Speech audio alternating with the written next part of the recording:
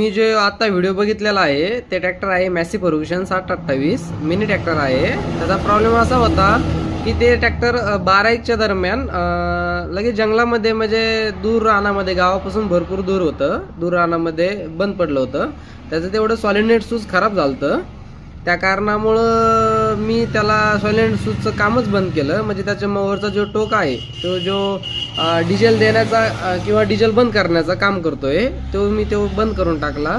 आणि जर तुमच्याही ट्रॅक्टरमध्ये असा जर प्रॉब्लेम आला तर तुम्ही असे करू शकता।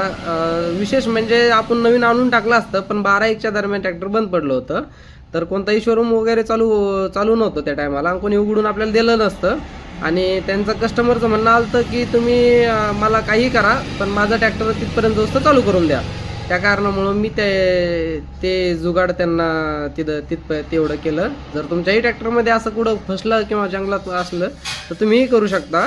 त्याच्या आधी तुम्हाला जर काही मदत हवी असली तर मी माझा नंबर इथं वर देत आहे, तुम्ही त्या नंबर घेऊन मला एक कॉल करून जर तुमचंही ट्रॅक्टर असा प्रॉब्लेम करत असलं त्याचं काय सोल्युशन करता येईल ते मी तुम्हाला 100% देण्याचा प्रयत्न करेल।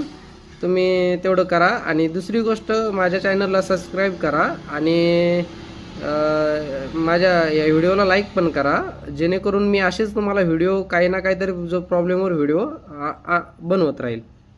धन्यवाद।